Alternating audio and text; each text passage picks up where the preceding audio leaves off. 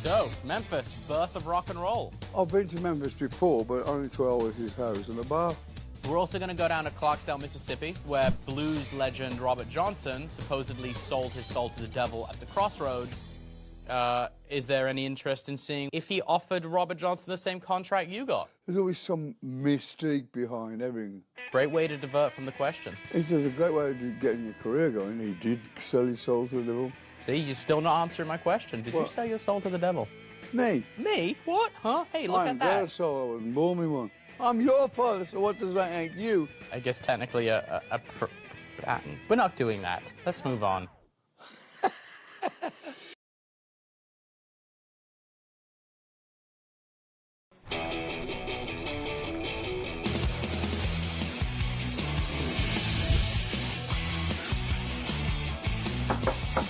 Hello. Hello. So what's going on today? Well, we're going to go check out Sun Studio, because I know you want... Oh, yeah, that's where it all began, really. Yeah, they're going to give us a... Elvis used to record there. Elvis recorded there, Jerry Lee Lewis recorded there. Oh, that's really cool. Yeah. No Gracelands. No Graceland. But they wouldn't know. They are not interested in having us come over. Oh, them. Oh, exactly. Okay, let's go. Do it. Got my coat. Have you got your black leather shoes? No, I'm dressed. So you can sing the blues.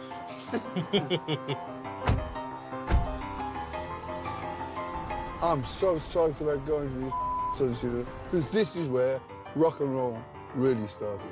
I mean, Elvis, Johnny Cash, Roy Orbison was huge in England. The Beatles opened up for him. Really? So I thought, even though we're not allowed to go to Graceland, I thought we might as well just drive past it. I don't think so. Maybe we can just run out, take a picture, and just move on.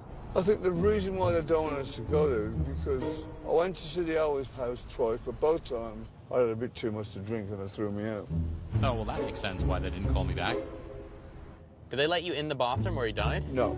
So it was my mum. I want to say where he took his terminal dump. That's funny. Didn't like that. Sure they didn't. Ye old merry old Sun Studios should be just down here.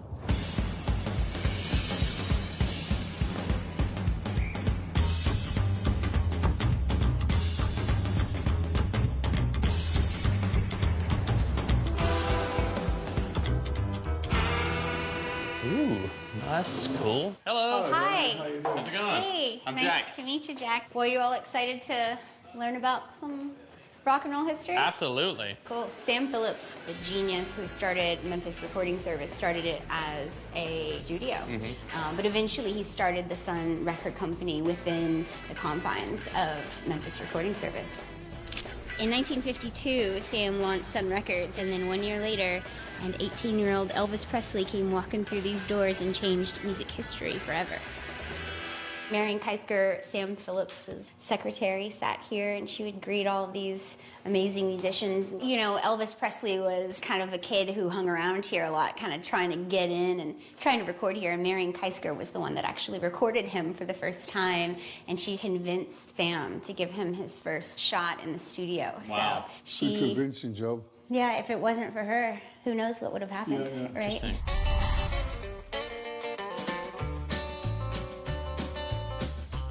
Johnny Cash, actually, when he came here for the first time, was just a door-to-door salesman. And one of the things that he only sold as a really bad door-to-door salesman was a television set to Marion Keisker. Very cool. Kind of fun, yeah. I always find it interesting to hear stories about what musicians did before they were musicians. Well, I was unemployed. Then I got a job in a factory. Is that where you tested car horns? That was my first musical job. Elvis Presley did That's All Right here. That was his kind of his big thing. And Did you just there. sing the record when the band were playing? Yeah, all live? it was just all raw. Why? So they told us that the bands would record live in one take. Yeah. How hard is that? It's like a live album. You can't go and remix it. It's like getting a tape machine and singing a song, and that was it.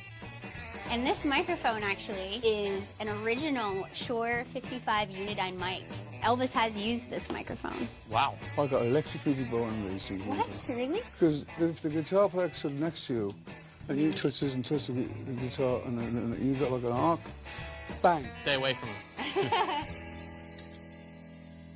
Groovy. Elvis's microphone. So why don't we go in the engineering office? It's not something that everybody gets to see. Our engineer, Curry, is here. Hello, Curry. Nice to meet you. So is this all original? Kind of like from here over is the originals. What do you record on now? We're using tape, Wow. but a lot of bands like to do just the computer because Yeah. it's more It flexible. makes it easier, but it's too Yeah. easy now because It's too there's so easy, much that's right. cheating and screwing around with it. My first album was done in 12 hours. Now it takes 12 months. I know, right? Now you can just say, I like the drum sound on whatever record, and you can pull it up and dial it in and get that drum sound. Wow. So every time technology gets better, the art of recording gets further away. Well, if you guys know the story about Rocket 88, Nope. well, that's considered to be one of the very first rock and roll songs, and it was done out there. And we actually have one of the first pressings that was ever done of it. And so this was one of the first pressings they ever did once they decided that they were going to put it out. The story is B.B. King told Ike Turner, who was a DJ in Clarksdale, Mississippi, you know, there's this guy in Memphis cutting stuff, you should get your band up here. So Ike Turner got a band together, they showed up, pulled the guitar amplifier out, and the speaker was busted. And so they're freaking out. Sam has the idea to stuff the back of it full of newspaper to keep the speaker cone in place. And so when they plug that guitar in and start playing, it's like rattling like crazy, but they love the sound. You women have heard of jalopies, you've heard the noise they make, but let me introduce my new Rocket 88. Yes, it's straight, just one way. Everybody likes my Rocket 88. So that's kind of considered to be one of the first times that distortion was used on a recording. Nice, yeah. And then so there's that part of it. Also, they're essentially singing about cruising around town, drinking, and picking up girls. And so that's the subject matter, and the fact that they're using the distortion makes it one of the first rock and roll records. In my career, some of the best things have happened by accident. Yeah. Okay, when we recorded Paranoid, producer Roger Blaine says, we need 3 or 4 minutes to finish it, just jam something. And we finished the album, and it went flying up the charts, and I say it was a gift from God or somewhere else. So I heard two things that you have big connections with to the city. Oh, yeah, One is that I heard that you were arrested Oh, here. yeah. That's pretty dangerous of you. But the other one is that you covered Blue Suede Shoes, Yeah. which was originally recorded in this studio Really? and written by Carl Perkins. Of course, Elvis Presley did it as well. And I decided maybe this would be a good time to listen to Ozzy's version of Blue Suede Shoes.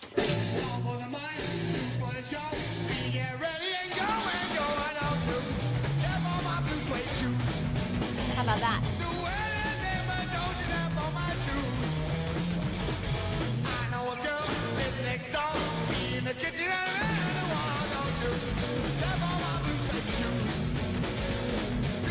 Pretty rockin'.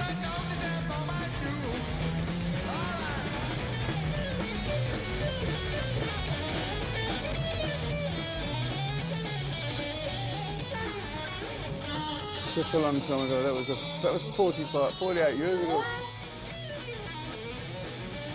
Was that a thing that you guys did a lot of? Back then, when you're a new band, if you got a hit with a cover, then you'd creep your own stuff in. But after that, we just said, you, we're not doing any more covers because we didn't want to be a cover band.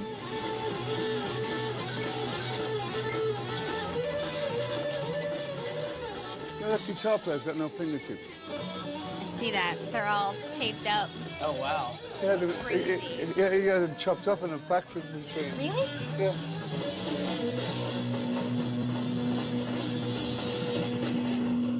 It's pretty good. That was awesome. That's a decent cover. So do you remember that?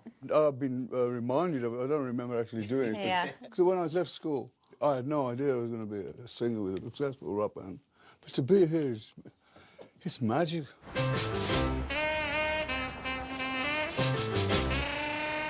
I think Beale Street's around here somewhere. What's Beale Street? I've never heard Beale of it. Street is where you fought the law and the law won. Where? Where you got arrested back in 1984. Oh, I'm bound to remember that.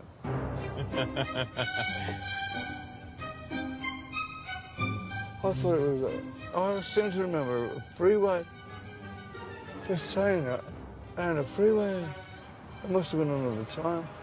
What, like walking on a freeway or like... I passed out in the middle of the freeway. Actually, the story goes like this. In 1984, my dad had just got done playing a massive show in Memphis, and he decided to go partying on Beale Street with none other than Motley Crue. Always a solid idea. Well, he proceeded to get really drunk and got arrested for public intoxication and was forced to spend the night in jail. Yeah, what was that, nicked? Yeah, you got nicked at the end of it. I can't remember that at all. Well, usually when you get arrested for being drunk in public, they don't really remember it. I remember being in Benny Hunter's, drinking sake out of a soup bowl.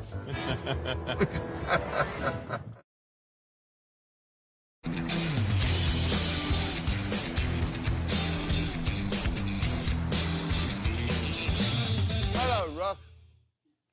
Rocky. You all right, Rocky? I'm coming. Oh, Daddy, he's the best. He's got a girlfriend here. He's getting a white face, Mummy. Hair dye. Dry his face. What? He's getting grey. Can't have him getting old. Hello, baby.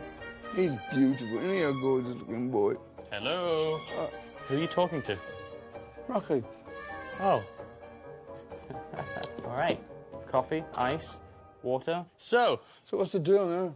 So I thought we would maybe take a bit of a road trip and head south down to Clarksdale in Mississippi. And What's Clarksdale all about? So Clarksdale is where Robert Johnson wrote the song The Crossroads. Oh, yeah, really? But the myth behind The Crossroads is where Robert Johnson sold his soul to the devil. Is that just a figure of speech, or? There's a lot of people that actually believe he did. Look, it's Robert Johnson sold his soul to the devil, you're the Prince of Darkness. I mean, there's some correlation. Maybe we'll meet there. on the other side. Maybe you guys have already met. Maybe he's inside me. Or maybe you have his soul. Maybe I think I got the dark one soul. Should we hit the road? I'll get my car. I'll see you downstairs. Okay. Hello, Rock'ems. You all right, Rocky? Rocky. He's stunning.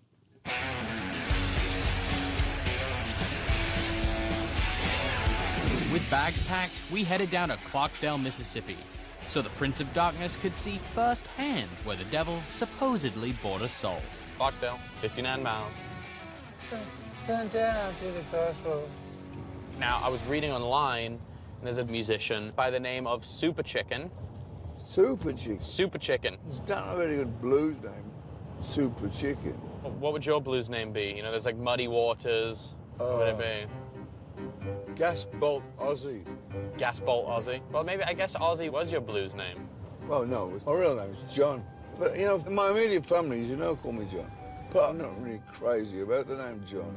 John! So Super Chicken, we're gonna try and find him. He's a bit of a local legend down in Clarksdale. Yeah. And his grandfather knew Robert Johnson. Yeah? And maybe he'll be able to tell us about him selling his soul to the devil. That's a lot of cracker. But there's a lot of interpretations of what selling your soul to the devil is. Yeah, and so when you really want something, they'll use the terminology, well, I'll sell my soul to the devil to get. Totally. There's a lot of mystery around Robert Johnson. I mean, there's only 2 photos of him in existence. And he recorded around 29 songs in 2 years. And then he died in 1938. Well, we should give Mr. Chicken a call, because he's being somewhat elusive.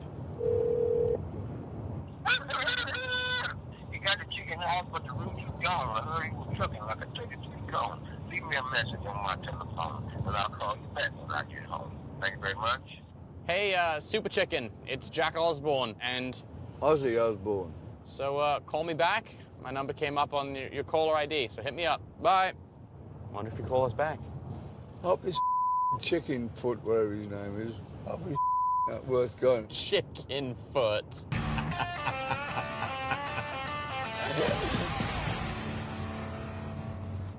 Bursting for a piss. Me too. Sake. How much further? 20 minutes. Couldn't we got a helicopter? 16 minutes. Oh, now you want to get in a helicopter. I'd get in a kite if you got me there quicker. Okay. I'll pull over and we'll find a place to piss. She's nuts.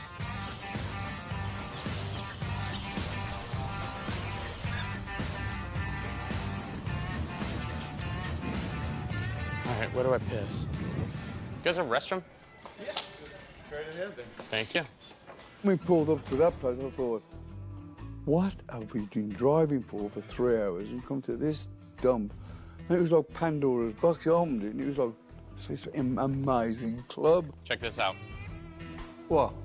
So apparently, they hand this out for kids to color in at restaurants. Who's that? Oh. That's your mugshot in a color book form.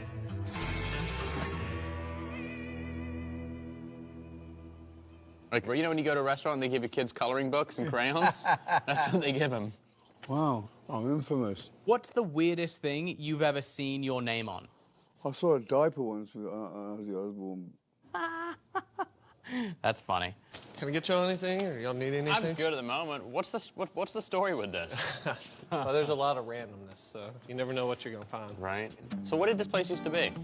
This was a plantation. This would have been a functioning cotton gin from early mechanization of cotton. And any of the shacks, like the ones that are out here, would have been something that would have been around during that era, or like what Robert Johnson would have hung out at, you know. And then they would just set up, kind of spur of the moment, till the law would show up if they were serving liquor or moonshine. Good times. Yeah. Do you know Super Chicken? Super Chicken's played here a good bit. We've actually got one of his guitars in here if y'all want to check it out. Yeah, let's check it out. This is one of the guitars he made. No. I don't think I've ever seen a jerry can guitar. I'm walking aside. That's heavy, man. It is quite heavy. Hold it.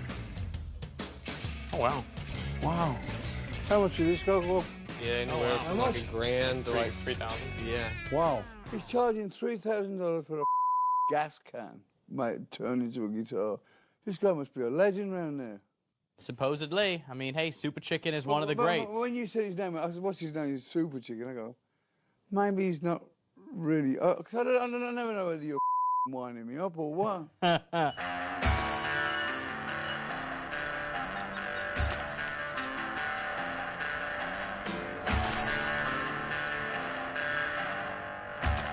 So, do you know what these shacks are?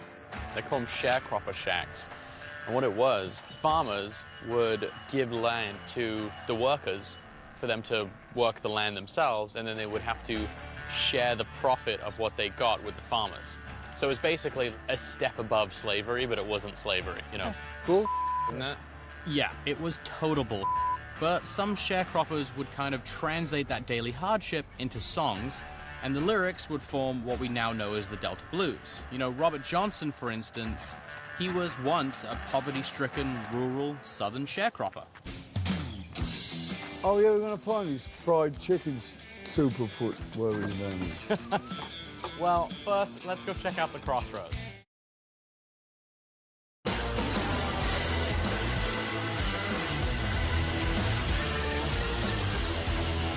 So this is officially Clarksdale. Is this it? My dad and I were on our way to see the mystical crossroads, which is where the blues legend Robert Johnson supposedly sold his soul to the devil, also known as my father's father. So Clarksdale's kind of significant because it's really just a small little town, but it was kind of like the staging point for a lot of artists to come up to Memphis. Ike Turner, Muddy Waters, Robert Johnson, you know, all these classic blues and early rock guys. So you know the song The Crossroads? Yeah. Well, it was originally recorded by Robert Johnson. Well, everybody kind of screamed at it. It was like a standard blues song that everybody went down to the crossroads, got down on my knees.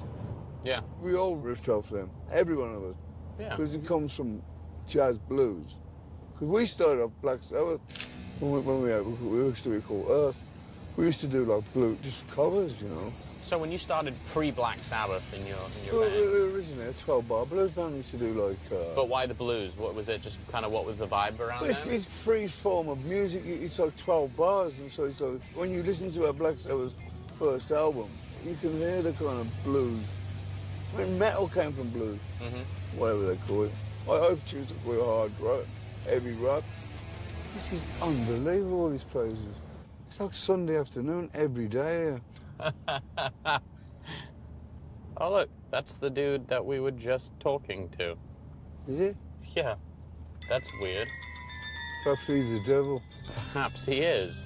It was just the weirdest thing. Like, he, like, time warped. I remember feeling, you know, I was out of my comfort zone as well. Yeah. In a place like... It was a little Twilight Zone-y. It's the crossroads right here. Look, the sign. Been down to the crossroads.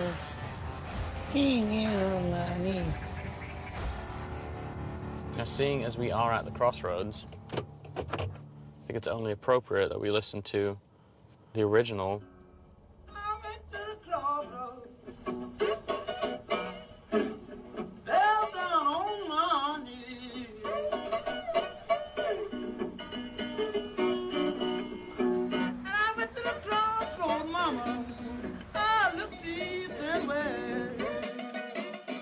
Pretty good. Yeah. 1936 it was recorded. That was recorded on one mic. That's what the guitar says. Weird. Yeah.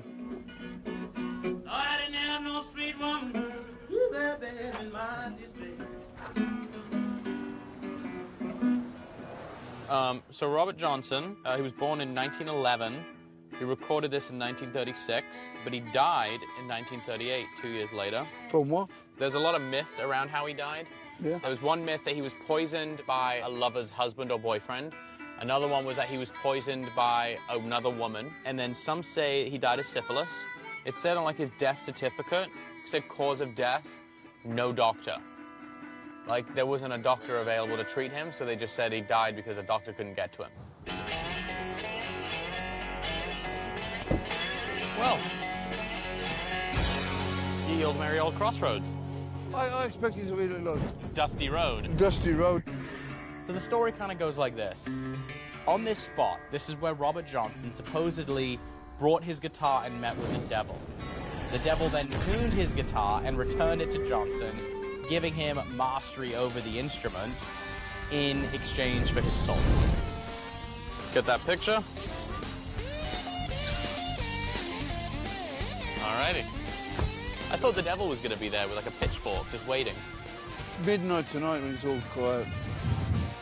Now's the time to tell us. As the Prince of Darkness, Well, you can relate, can't you?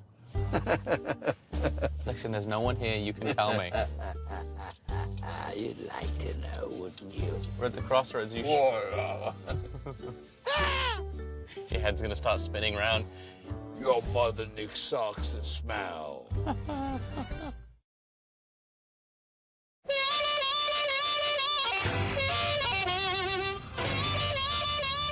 All right, so when I was researching Super Chicken, I came across this guy by the name of Deke. And Deke is a local musician who also makes his own harmonicas and kind of knows a lot about the music scene here.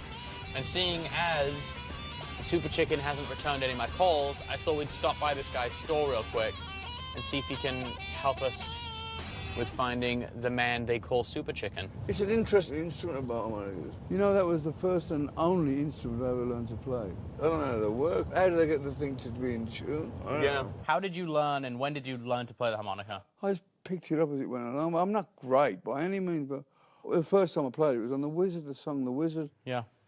I messed around with him from time to time. I play in the key of D. Like D's nuts? What? Yeah,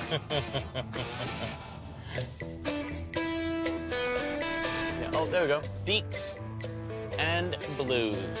What my dad didn't know was that I'd called Deke prior to our visit and had set up a little surprise for him. Boom. Mississippi Saxophone and Blues Emporium. Hiya. Hello. I'm Ozzy. Ozzy. Ozzy, it's my son, Jack. Hey, How are you, Deke. Jack? How are you, sir? doing? I Very talked well. to you, right? Yes, you did. All right. What's going on? Well, welcome to Clarksdale. Thank you very much. I've got a question to ask you about harmonicas. How do they get them in tune? Well, I got just the thing right here. This is called the strobe tuner. I'm going to tune the 4-draw, which I put a screw in it. And it's flat. So all I got to do is take a little bit off the back side of this speed. Wow. Until that meter says it's good. Now see, it's just a little bit sharp. So I could just flatten it. You see how they stick together. And that's a full tuned harmonica. Cool. So you just scrape the reed until it's in tune. Yes. Oh, wow. It's great. Where did harmonicas originate from? Germany? Well, in the 1600s, the Chinese made a glass harmonica. Really? And then the Germans took that design after the patents ran out and made a free reed instrument. And actually, I got one right here that is pre-war. You could see the Star of David in it. Oh, yeah. And Hitler made him take that star out before the war. Wow. I played Chicago blues all my life, but once I moved here in the Delta, I got a diddly bow. I got one over here hanging on the wall. What's a diddly bow? What's that mean? Well, it's 3-string. Cool. Yeah, I built this. Wow. This is one of mine. This is a post hole digger handle. You know how you put it in the ground and you take the dirt out of the ground? Yeah. That's a mousetrap spring to hold the springs down. And a bolt for a nut. They call that a nut on a guitar, but I put a bolt there. That's great. And it's got a humbucker pickup. Yeah, and it I sounds mean, good amplifier, yeah? oh, it's a killer rocket, man. It's amazing. Plug it in. You want to hear it? Yeah. I call my Delta licking stick. And then I invented this rig to hold my harmonica in, and it's got an old pickup in it and a wireless. Oh, it's a wireless. Mm-hmm. That's really good.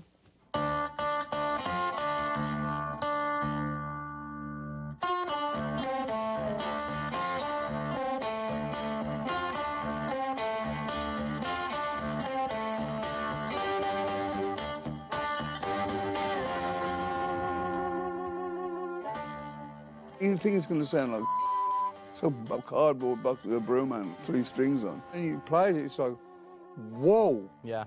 It's just so powerful.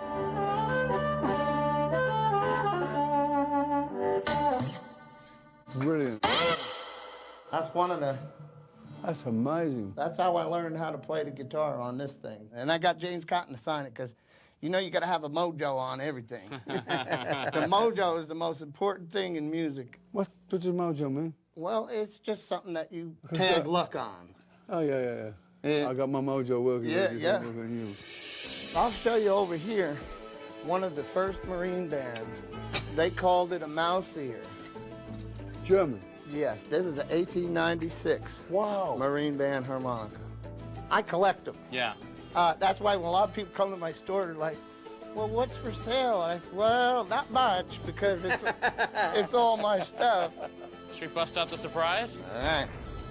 Is it a good surprise? I think it's kind of a good surprise. Oh, yeah. Wow. Should we bust out the surprise? All right. We were in a harmonica shop in Clarksdale, Mississippi, looking for the elusive Super Chicken, and I was about to super surprise my father. Ozzy, Jack called me, and he pre-ordered one of these for you, from him. Oh, yeah. Wow. How long does it take you to black one from scratch? About 15 hours, because I hand paint them. So I put the black in the front here, and That's then... really cool.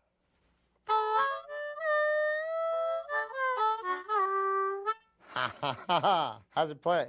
Good. I gotta say, when I was a kid, the first music that I heard with the harmonica was The Wizard. Yeah. After I heard your first record with The Wizard on it, I went and got a harmonica the next day. That was it. I was finished. You did it to me. It's amazing what music does to you, isn't it? It was in 1977. I was playing harp 3 years then.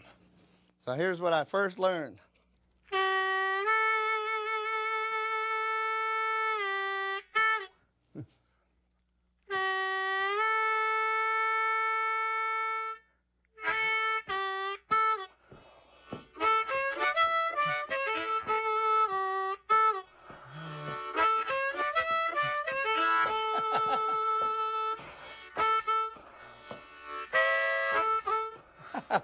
You want to try it together? I still remember it after all these years, too. Oh.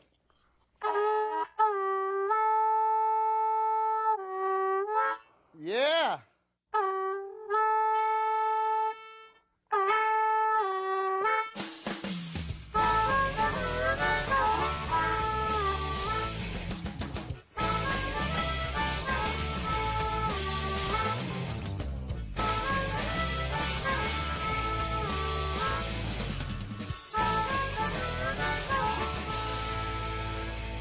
Yeah. That was amazing. Man. You're much better than me. His harmonicas are really good. You carry it with you everywhere? Everywhere I go in that case. Hey, it's in my bag now. That's cool. I'm sure Deke would love to hear that. Thank you, Joe, for taking me to the clock zone. Great. Now, Deke, we're on a quest to find Super Chicken, and I hear you know him. I'm pretty sure he's down at the Ground Zero Blues Club. Right Okay. now. He plays there a lot.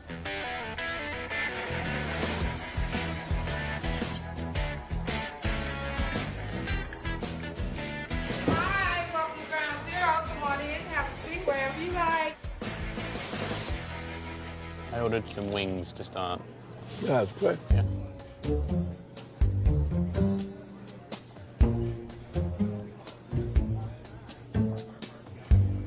Not enough lemon?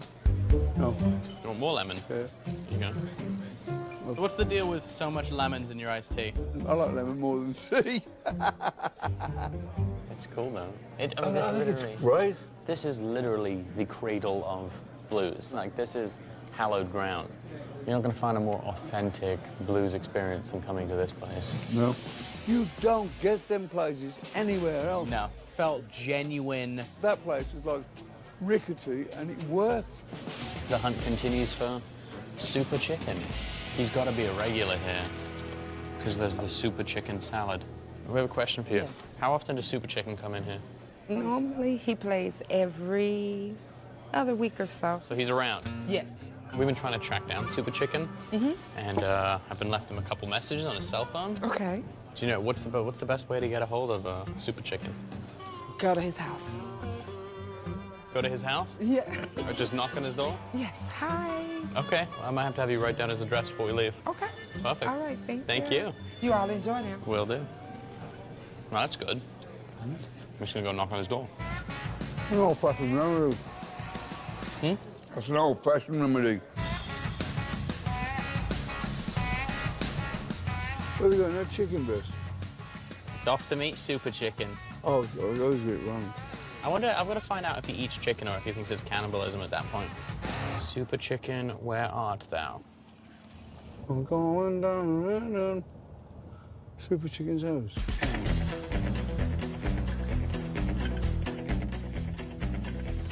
Well, hey, This is Casa de Super Chicken. This is the chicken coop. I mean, Super Chicken's house wasn't exactly what I was expecting. No, There was no chicken fencing. There was no coop. there ain't no chicken. There's no chickens anywhere. I've got a handful of chicken to sell you. Hello.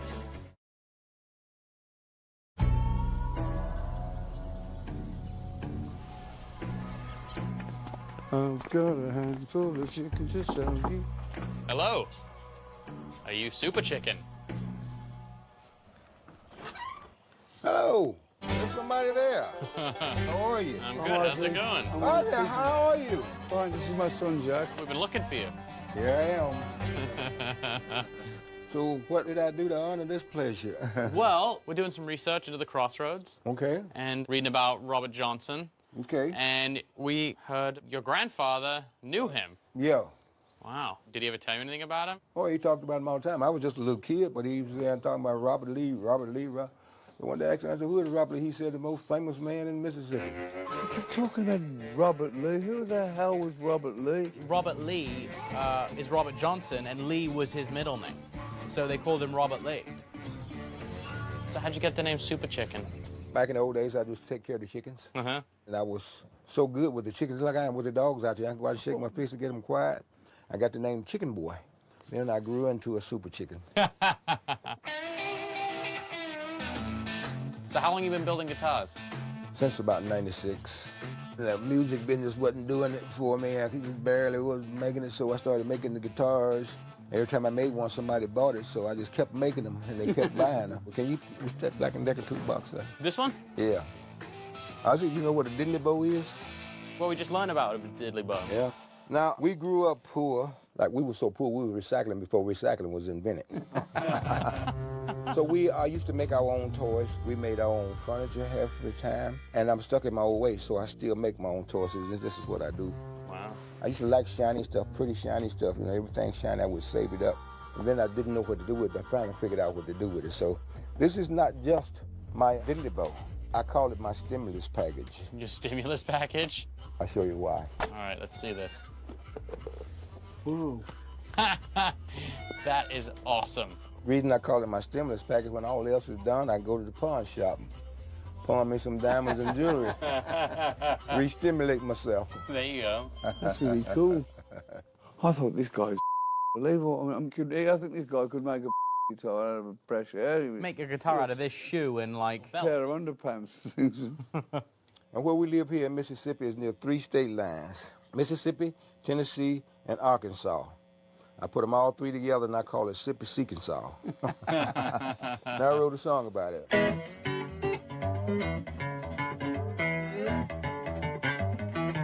I was born in Mississippi, moved to Tennessee. Spent a lot of time in Arkansas, where I'm from, y'all. I'm from Sippy Seekinsaw. Yeah, we have a lot of fun. Come on, go down there with me, y'all. I'll go with the song when I'm sawing a log. Pretend you don't see me, treat me like a dog. Where am I from, y'all? I'm from Sippy Seekinsaw. Yeah, we got good moonshine. Come on, go down there with me, y'all.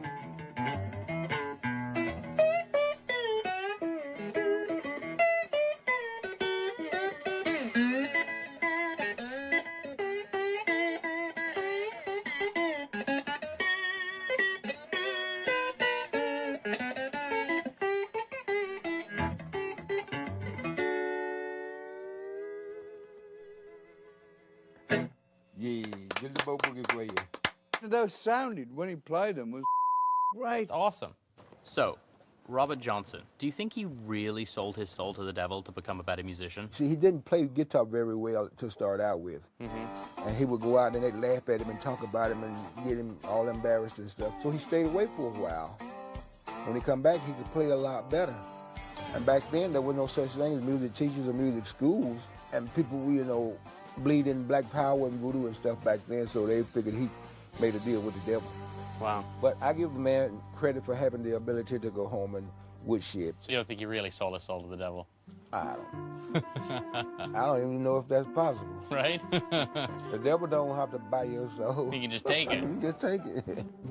I knew you couldn't sell your soul to the devil. Well, how do you know? Trust me. So we went by and checked out the crossroads today. Is that actually where the song was based? Well, 49 and 61 are the major 2 highways, blues highways they call them, and right there where they cross. And since it's so close to the crossroad, they call it the crossroad. The original crossroad is like downtown Clarksdale or at Tallahatchie and 4th Street, which is called Martin Luther King now, right there at the railroad. I knew the first one didn't look that familiar to me. So that's the crossroad he's actually talking about? Yeah. How come it changed that just because it's an easier road to get to? Well, tourists and travelers, you know, coming, so they put the sign there. This is the crossroad area. Is that known, or is that just kind of local knowledge? It's not very well known. Yeah. Thank you so much for the time. Thank you for your time, sir. Really appreciate it. My pleasure. I had no problem. And it was a pleasure meeting you, Ozzy. I've been watching you for years. He's very talented. Yeah. There's only one of him. I went down to the crossroad. Get down on my knees. So it's pretty interesting. So it turns out that Robert Johnson, everyone thought he sold his soul to the devil just because he got better at playing guitar. Like yeah, of course. But back then it was voodoo. Everybody. I mean, you go to New Orleans, and there's still voodoo stuff. Oh, yeah. So, according to my map, the crosswalk, which is on Mrs. King, Tallahatchie, right here. Oh, this is supposedly the real crossroads because it's Martin Luther King and Tallahatchie right at the railroad tracks. This is the real crossroads.